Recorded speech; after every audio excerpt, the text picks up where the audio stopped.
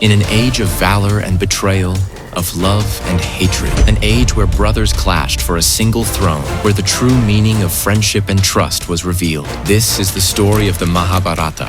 A war where not only swords, but intellect, cunning strategies, and the laws of Dharma decided victory and defeat. The conflict between the Pandavas and the Kauravas was not just a war, it was a grand epic, filled with the deepest lessons of life. Come, let us travel back to that time, where the true colors of politics and war were unveiled. This is not just a story.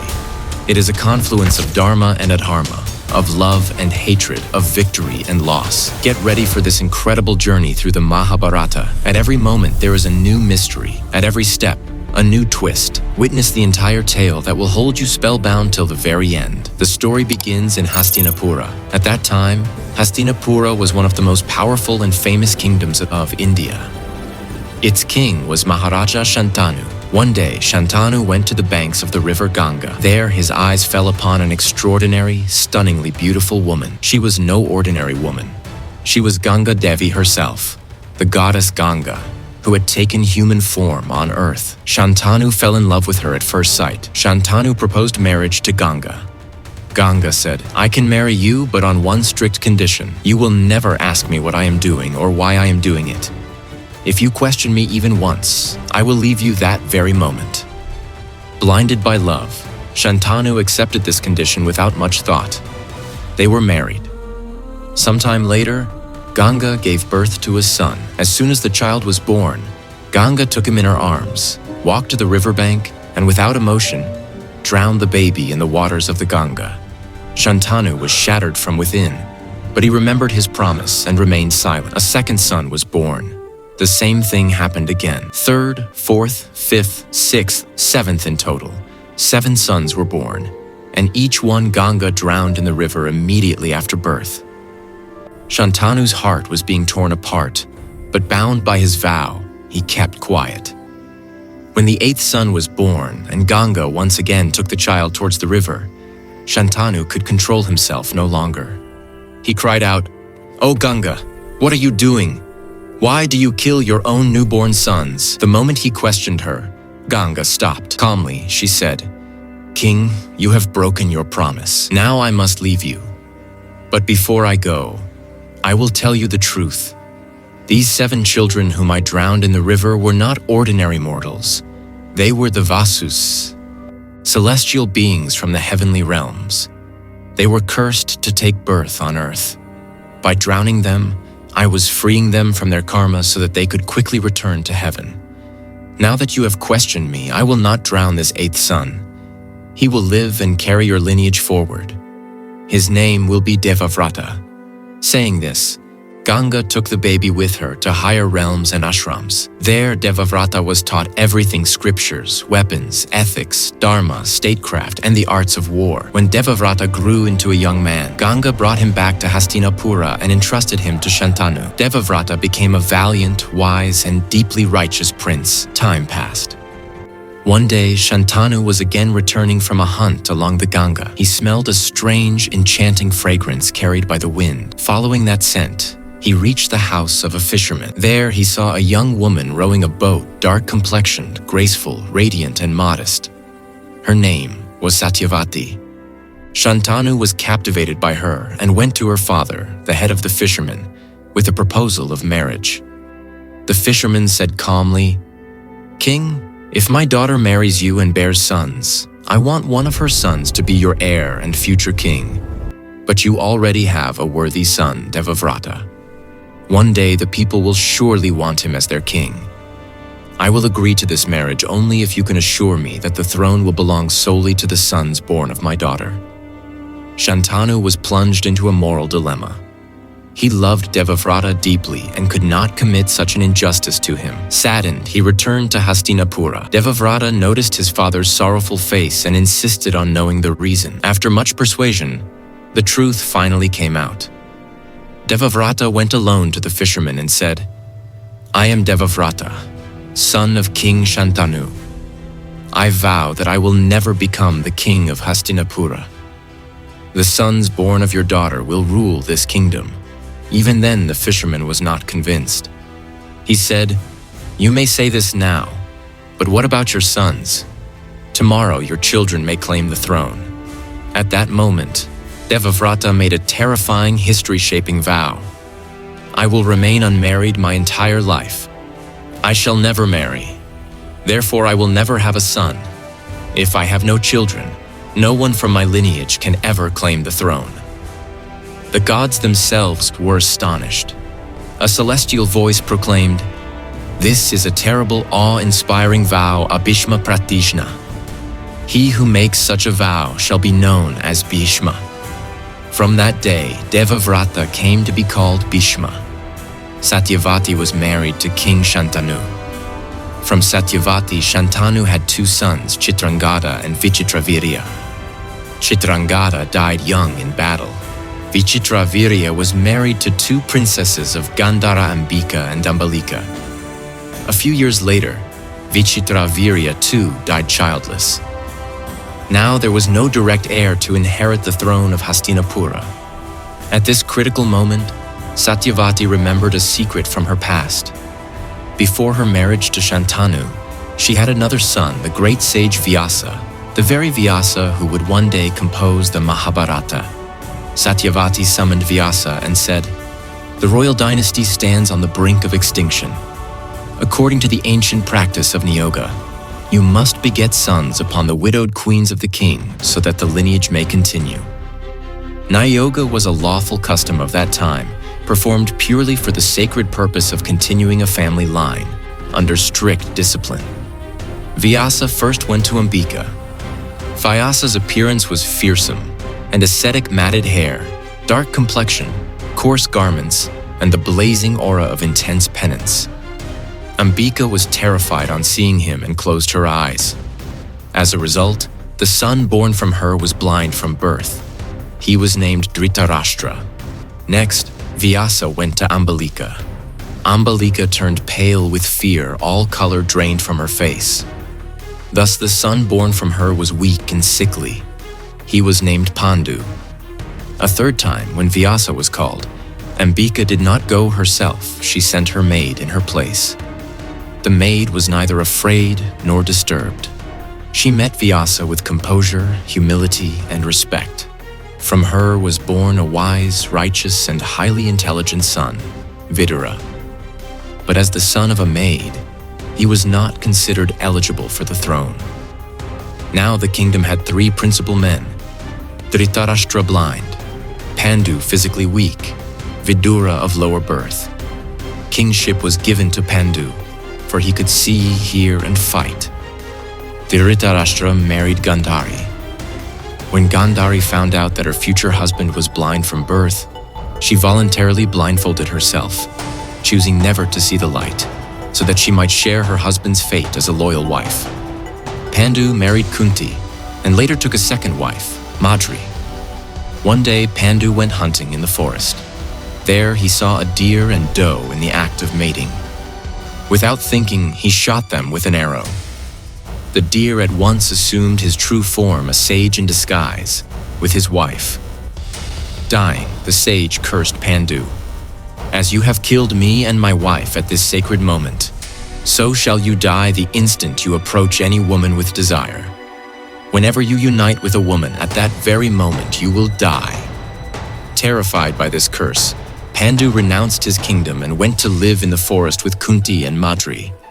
Here, another important secret must be told.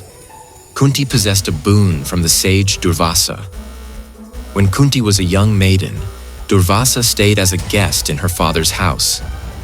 Pleased with her devoted service, he gave her a mantra and said, "Whichever god you invoke with this mantra, that god will appear before you, and by his grace, you will receive a son from him." In the forest, Pandu reminded Kunti of this boon and asked her to use it to preserve the royal lineage. Kunti first invoked Dharma, the god of justice, Yama. From him, she bore a radiant, truthful, and righteous son, Yudhishthira, considered the very embodiment of Dharma. Next, Kunti invoked Vayu, the wind god. From him was born Bhima, blessed with unmatched physical strength. Third, she called upon Indra, king of the gods. From Indra, she received Arjuna, destined to become an unsurpassed master of archery and warfare. Later, Kunti shared the mantra with Madri. Madri invoked the Ashwini Kumaras, the twin gods of medicine and beauty. From them, she bore twin sons, Nakula and Sahadeva. Thus, the 5 Pandavas were born: Yudhishthira, Bhima, Arjuna, Nakula, and Sahadeva. One day, in the forest, overcome by desire for Madri, Pandu forgot the sage's curse and approached her. The curse took effect instantly. Pandu died in Madri's embrace. Feeling herself responsible for his death, Madri entered his funeral pyre and gave up her life. Kunti returned to Hastinapura with the 5 young Pandavas. By this time, Dhritarashtra and Gandhari had had 100 sons. The eldest was Duryodhana. They also had one daughter, Dushala. Dhritarashtra's 100 sons came to be known as the Kauravas, descendants of King Kuru. Pandu's 5 sons were known as the Pandavas. From here, the tale grows even more dramatic. Kunti too had a secret, a first son born before her marriage, Karna. In her youth, curious to test Durvasa's mantra, Kunti had invoked the sun god Surya. Surya appeared and, bound by the power of the mantra, granted her a blazing divine son, armored at birth with natural golden armor and earrings, kavach and kundal. Fearing social disgrace, Kunti placed the infant in a basket and set him afloat on a river. He was found by Adiratha, a charioteer, and his wife Radha, who raised him lovingly as their own son. That child grew up to be Karna, a mighty archer by birth, the eldest brother of the Pandavas by blood, but known to the world only as a charioteer's son, a Sutaputra. In Hastinapura, the Pandavas and Kauravas grew up together. Their education was entrusted to Guru Dronacharya. Drona soon recognized Arjuna's extraordinary talent. Arjuna practiced with the intensity of penance itself, and thus received special affection and training from his guru. Karna too was a great archer, but because of his assumed low birth, he was denied equal status. In a royal assembly, when all the princes were displaying their martial skills, Karna stepped forward to challenge Arjuna. But Bhishma and others said, "Karna is only a Sutaputra. How can he stand equal to the princes of royal blood?" Insulted and humiliated, Karna stood in silence. At that moment, Duryodhana stepped forward, took Karna's hand, and made him king of Anga. He promised him lifelong friendship and honor. Karna, deeply grateful, pledged to stand by Duryodhana in all circumstances, no matter how dark the path. From childhood, Duryodhana was jealous of the Pandavas, of Yudhishthira's integrity and righteousness, of Bhima's immense strength, of Arjuna's skill and heroism, and of Nakula Sahadeva's beauty and wisdom. This jealousy was further inflamed by Duryodhana's uncle Shakuni. Shakuni harbored bitter hatred towards Hastinapura and sought to destroy the Kuru dynasty from within. Together, Shakuni and Duryodhana planned their first great conspiracy, the Laksha Griha, the House of Lac. They had a beautiful palace built of lacquer, ghee, wood, and other inflammable materials and invited the Pandavas to stay there. The real plan was to burn the palace at night and kill them all. But Vidura sensed the conspiracy. In subtle, coded words, he warned the Pandavas. Under Bhima's leadership, a secret tunnel was dug. One night, the palace was set on fire, but the Pandavas escaped through the tunnel with their mother Kunti. To the outside world, it appeared that the Pandavas had perished in the flames. They roamed the forests in disguise. During this wandering, news reached them of Draupadi's Swayamvara in the kingdom of Panchala. King Drupada had set a formidable challenge for his daughter Draupadi's hand. High above was a spinning wheel with a fish mounted upon it. Below, in a pool of water, its reflection could be seen. The archer was required to look only at the reflection in the water and pierce the fish's eye with a single arrow. Many mighty warriors and princes failed the test. Karna too rose to attempt it. At that moment, Draupadi proclaimed loudly, "I will not marry a charioteer's son, a Sutaputra." Insulted, Karna withdrew. Finally, a Brahmin youth from among the gathered ascetics stepped forward. It was Arjuna in disguise. He lifted the heavy bow, focused upon the reflection in the water, and with a single flawless shot, pierced the fish's eye. Draupadi placed the garland around his neck. The Pandavas returned with Draupadi to their humble hut. From outside, they called to their mother, "Mother, see what we have brought." Without looking, Kunti replied, "Whatever you have brought, share it equally among all 5 brothers." When she realized that what they had brought was not an object, but a woman, Draupadi, she was distraught. But the words had been spoken, and a spoken word was considered sacred. After much discussion, sages and elders, including Bhishma, decided that Draupadi would become the wife of all 5 Pandavas. Soon, the world learned that the Pandavas were alive. Politics in Hastinapura erupted again. Fearing open war, it was decided to divide the kingdom. The Kauravas, sons of Dhritarashtra, kept Hastinapura. The Pandavas were given a barren, neglected land, Khandavaprastha.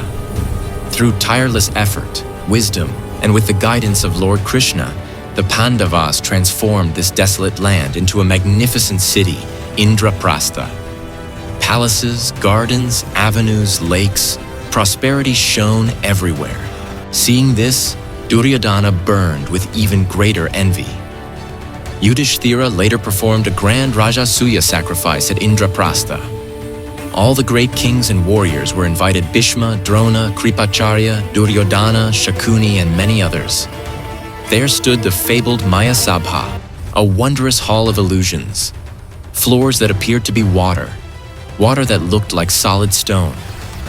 At one place, Duryodhana mistook water for solid ground, stepped forward, and fell into a pool. Bhima, Draupadi, and others laughed.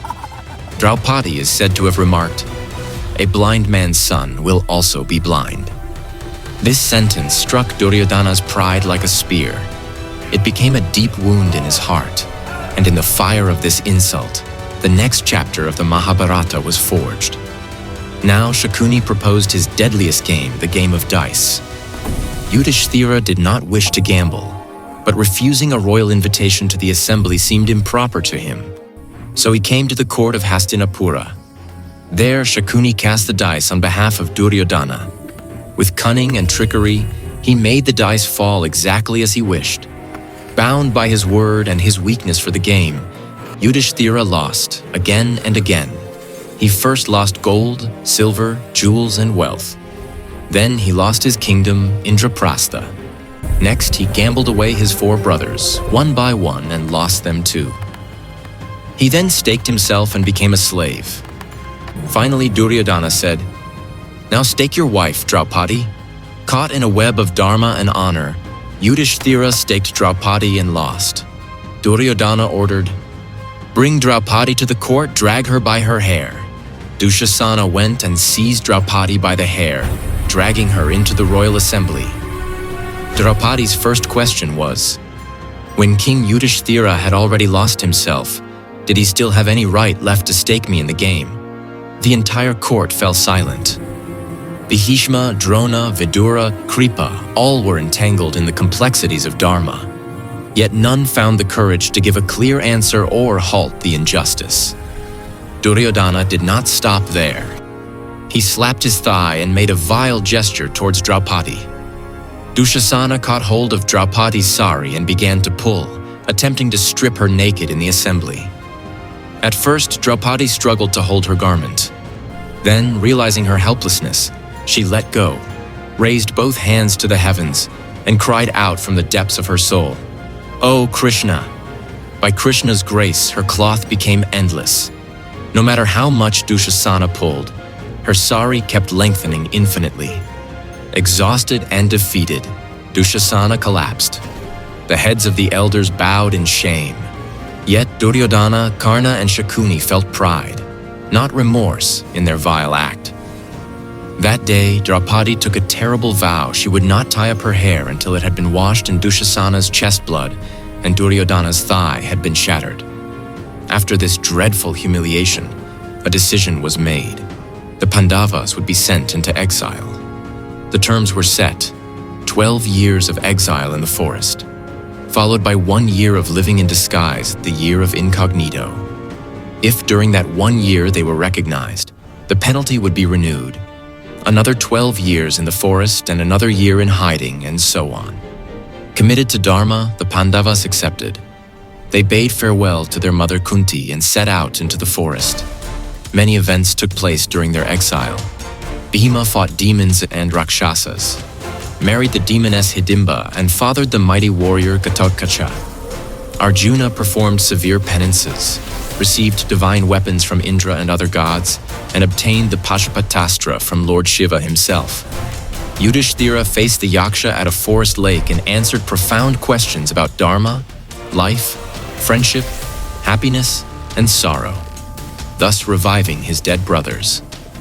After 12 years, the time came for their year in disguise. The Pandavas chose the kingdom of Virata as their hiding place. Yudhishthira became Kanka, a courtier and dice player in King Virata's court. Bhima became Vallabha, a cook and wrestler. Arjuna, cursed to live as a eunuch for a period, assumed the form of Brihanala, a dancing and music teacher to the princesses. Nakula became in charge of the royal stables, expert in caring for horses. Sahadeva took charge of the cows and cattle. Draupadi, under the name Sairandari, became a maid and companion to Queen Sudeshna. They completed the entire year without their true identities being discovered. The Kauravas failed to expose them in time. Now the Pandavas were free to claim their rights once again. As a final effort for peace, Lord Krishna himself went to Hastinapura. He said to Dhritarashtra and Duryodhana, "The Pandavas do not desire war. Return to them what is rightfully theirs, their kingdom, Indraprastha. If even that seems too much, then grant them just 5 small villages. They will be content with that." But blinded by arrogance, Duryodhana replied, "I will not give the Pandavas land enough even to drive a needle into." War was now inevitable. The vast field of Kurukshetra was prepared. On one side stood the Kauravas with 11 Akshauhinis of troops. On the other stood the Pandavas with 7 Akshauhinis. Both sides sought Krishna's support. Krishna said, "On one side is my entire Narayani army, and on the other side is I myself, but I will not wield any weapon. One of you may have my army, the other may have me as a charioteer and guide only." Duryodhana arrived first, but sat near Krishna's head. Later, Arjuna arrived and sat at Krishna's feet. When Krishna opened his eyes, he saw Arjuna first, then Duryodhana. He asked Arjuna, "Whom do you choose, my army or me?" Without hesitation, Arjuna said, "I choose you, my lord. Even if you bear no weapon, your presence is my greatest strength." Duryodhana rejoiced, thinking he had gained the powerful Narayani army. He did not understand that in war, numbers alone do not decide victory. Truth, righteousness, and wise guidance are the true deciding forces. Just before the war began, Arjuna asked Krishna to place his chariot in the middle of the 2 armies. Seeing his grandfather Bhishma, his guru Drona, uncles, brothers, and relatives on both sides, Arjuna's heart melted. He put down his Gandiva bow and said, "O Krishna, how can I raise my weapons against my own people? What value do kingdom, pleasure, and luxury have, if their price is the blood of my own kinsmen? I will not fight." Then Krishna gave Arjuna the divine discourse that the world knows as the Bhagavad Gita. Krishna said, "The soul is never born and never dies. Bodies perish, but the soul is eternal. Your duty is to act. You have no right over the fruits of your actions. Do your work without attachment to results. To remain inactive in the face of adharma is itself a form of adharma. If you are capable and it is your righteous duty, you must stand and fight for justice and dharma." The Gita was not meant for Arjuna alone. It is a guiding light for all of humanity. The war began. For the first 10 days, Bhishma commanded the Kaurava army. None could defeat him. He had the boon of Ishamrityu, the power to choose the time of his own death. Moreover, Everyone revered him and hesitated to attack him with full force. Krishna hinted to the Pandavas, Bhishma will not raise his weapons against a woman. If a warrior stands before him whom he perceives as a woman, you can strike him from behind that shield. Shikhandi, who was Amba in a previous birth and bore deep hatred for Bhishma, took the front seat in Arjuna's chariot. Seeing Shikhandi, Bhishma refused to fight. At that moment, Arjuna, using Shikhandi as cover, released a storm of arrows upon Bhishma. Bhishma's body was pierced from head to toe, and he fell not upon the ground, but upon a bed of arrows. He did not choose death at once. He lay there until the onset of spring, and during that time instructed Yudhishthira on the duties of a king, the laws of Dharma, and the principles of statecraft and life. After Bhishma, Dronadarya became commander of the Kaurava forces. He too seemed invincible. To break his spirit, a plan was made. Drona's beloved son was Ashwathama. Bhima killed an elephant named Ashwathama and loudly proclaimed, "Ashwathama is dead." Drona, doubting this, turned to Yudhishthira for the truth, for he knew that Yudhishthira never lied. He asked, "Tell me truly, is Ashwathama dead?" Yudhishthira was torn by conflict. Finally he said, "Ashwathama is dead." Then, very softly, he added, "The elephant." But this last word was drowned in the blare of drums and conch shells.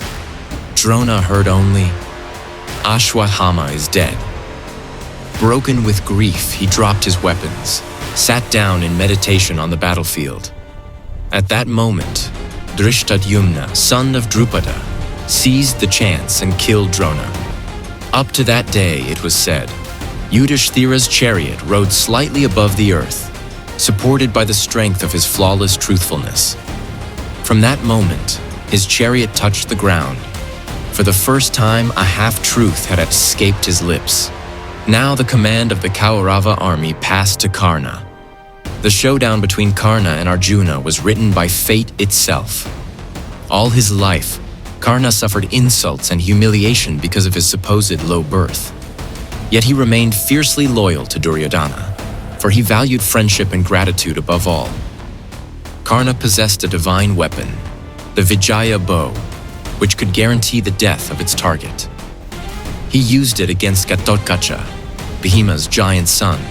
This was as Krishna had planned, for if that weapon had been directed at Arjuna, it would have been difficult to save him. Finally, the fateful day arrived when Arjuna and Karna stood face to face. Their duel was fierce and terrible. At one point, Karna's chariot wheel got stuck in the mud. Karna called out in accordance with the rules of war, "Arjuna, according to Dharma, it is forbidden to strike a warrior who is unarmed or in helpless plight. Allow me to free my chariot wheel, then we shall fight on equal terms." Krishna said to Arjuna, "When the Draupadi was being disrobed in the court, did Karna remember Dharma then? When your son Abhimanyu, a mere boy, was trapped in the Chakravyuha and butchered by 7 great warriors at once, did anyone remember the rules of war? To hide behind ideals and remain inactive in the face of gross adharma can itself become adharma. Do not hesitate now." On Krishna's command, Arjuna released his arrow and killed Karna. Even in death, Karna remained the embodiment of generosity. It is said that on his deathbed, he willingly gave away his natural armor and earrings in charity. Almost all the great warriors on both sides were now dead. Duryodhana alone remained as the chief Kaurava fighter. He had hidden himself in a lake, using his mastery of water warfare to remain concealed. Krishna revealed his hiding place to Bhima. Duryodhana emerged and declared, "I will fight only Bhima in single combat Gada Yuddha with the mace." Both were great masters of the mace. The rule of this duel was that no blow would be aimed below the waist. For a long time, the battle raged, sometimes Duryodhana gaining the upper hand, sometimes Bhima. Then Krishna signaled Bhima and reminded him, "Remember, it was this Duryodhana who ordered Draupadi to be dragged and disrobed in the court. He is the cause of your brother's suffering and the slaughter of countless innocents. He is not just a warrior. He is the symbol of tyranny. Burning with righteous fury, Bhima broke the rule and struck Duryodhana a crushing blow on the thigh. Duryodhana's thighs shattered and he fell to the ground. Thus ended Duryodhana's life, though his inner arrogance refused to bow even in his last moments. Though the war was over, violence and revenge were not. That very night, Ashwatthama, along with Kripacharya and Kritavarma, attacked the Pandava camp while everyone slept. He slaughtered the 5 young sons of the Pandavas, Draupadi's 5 children, into their sleep. Abhimanyu had already been killed in the Chakravyuha during the war. Thus, almost the entire next generation of the Pandava line was wiped out. The land of Kurukshetra was covered with corpses. Lamentation, wailing, and grief filled every direction. The Pandavas had won the war, but their victory brought them no joy, only sorrow and guilt. Yudhishthira felt that a kingdom won at the cost of so much blood was a burden, not a right. Still, at Krishna's urging, he accepted the throne of Hastinapura and ruled as a just and righteous king. He performed great sacrifices like the Rajasuya and Ashwamedha, and governed his people with Dharma. Yet in his heart, an emptiness remained, the sense that the price of this victory had been too high. In time, the Pandavas decided to renounce the kingdom. They resolved that it was time to give up even their bodies and set out on the final journey toward heaven. All 5 Pandavas and Draupadi walked northwards towards the Himalayas. The climb was steep, the air thin, the path treacherous. First, Draupadi fell. It is said that perhaps her heart had borne a slight partiality, a deeper attachment towards Arjuna. Then, one by one, Sahadeva, Nakula, Arjuna, and Bhima too fell on the way. Only Yudhishthira continued to walk, unwavering. A dog followed him faithfully throughout the journey.